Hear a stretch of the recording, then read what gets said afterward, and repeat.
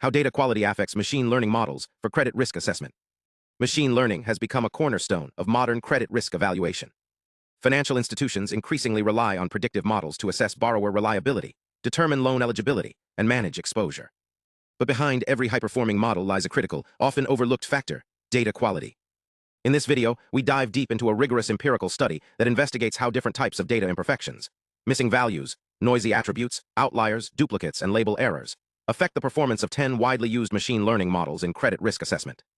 We use a real-world open-source credit dataset containing over 32,000 loan applications, with features ranging from income and employment length to credit history and loan intent. The target variable, whether a borrower defaulted, reveals a significant class imbalance.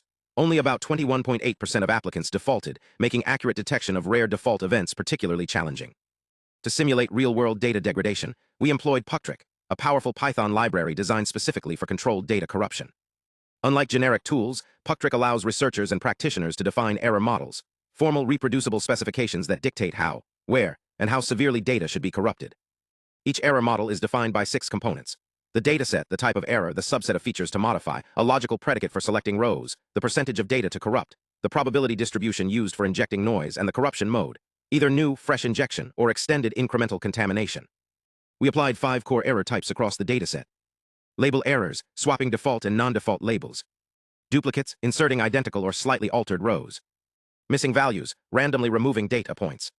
Noise, adding random perturbations to feature values. Outliers, introducing extreme values beyond 3 to 5 standard deviations. We tested all 10 models: logistic regression, random forest, SVM, k-nearest neighbors, naive Bayes, decision trees, extra trees, LDA, QDA, and multi-layer perceptron, on both clean and corrupted datasets, using an 80-20 train test split. Performance was measured primarily via F1 score, which balances precision and recall, critical in imbalanced credit scoring tasks. Now let's walk through the findings. First, label errors, the most damaging type of corruption. When 30% or 50% of the target labels were swapped, every single model saw a decline in F1 score. Some, like SVM and naive Bayes, dropped to near zero performance. This is expected. If the training signal is fundamentally wrong, the model learns the wrong patterns. Label noise is catastrophic. But then comes the surprise: duplicate rows. Introducing 30% or 50% duplicates, identical records appearing multiple times, caused all models except random forest to improve significantly. In fact, linear discriminant analysis, LDA, saw its F1 score jump from 0.8256 on clean data to 0.9675 with 50% duplication, a 17% relative improvement. Why? Because duplicates act like a form of implicit regularization. They reinforce existing patterns in the training data, helping models generalize better by reducing variance. This is especially true for models sensitive to sampling variation, like LDA and logistic regression. Random forest, however, is designed to handle redundancy through bagging and feature randomness. More duplicates don't help, it just increases computational load without benefit. Next, missing data. We removed 30% or 50% of values across features. Counterintuitively, most models, except naive Bayes and MLP, performed better. LDA, extra trees, and logistic regression all improved.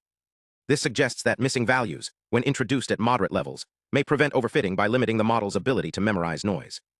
But here's a key insight: the effect depends on the model's assumptions. Naive Bayes assumes independence and Gaussian distributions, both shattered by missing data. MLPs, trained via gradient descent, are highly sensitive to data distribution shifts. Their performance plummets when values vanish unpredictably.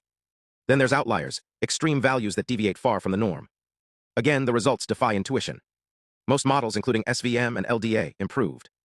SVM, in particular, nearly doubled its F1 score when outliers were injected. Why? Because outliers can reposition support vectors, the critical data points that define the decision boundary. In high-dimensional spaces, these rare, extreme examples can help the hyperplane better separate classes. The model learns to reach further, capturing structural patterns that might otherwise be missed. But again, not all models benefit. Naive Bayes and MLP suffer dramatic drops. Naive Bayes relies on accurate estimation of class-conditional probabilities. Outliers skew mean and variance estimates, leading to miscalibrated decisions. MLPs, with their nonlinear activation functions and gradient-based training, can get trapped in poor local minima when exposed to extreme values. Finally, noise, random perturbations in feature values. The results were mixed. Only logistic regression, SVM, and extra trees consistently improved. Others, random forest, naive Bayes, MLP, deteriorated. This highlights a crucial point: noise sensitivity is model-specific. For example, when we corrupted the person income feature with noise, the F1 score for LDA increased, but for decision trees it dropped sharply. No single feature consistently drives degradation. Instead, the interaction between error type, feature, and model architecture determines the outcome. So what do these findings mean for real-world deployment? First, don't assume clean data. Even small amounts of corruption, especially label errors, can destroy model performance. Rigorous data validation and labeling audits are non-negotiable. Second, not all noise is bad. In some cases, controlled data corruption, like duplicates or outliers, can enhance generalization. This suggests that robustness testing should include deliberate noise injection, not just error detection. Third, model selection must consider data quality. If your pipeline is prone to missing values or measurement error, avoid models like naive Bayes or MLP. Prefer ones like LDA or Logistic Regression, which show greater resilience.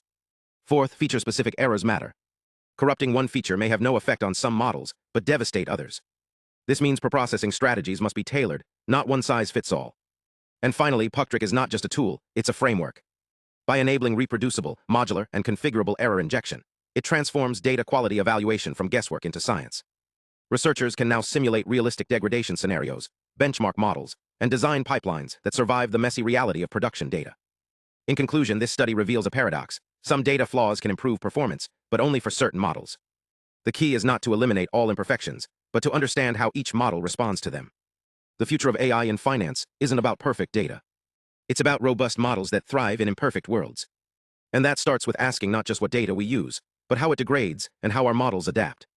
This is the essence of data-centric AI, building systems that don't just learn from data, but learn despite it.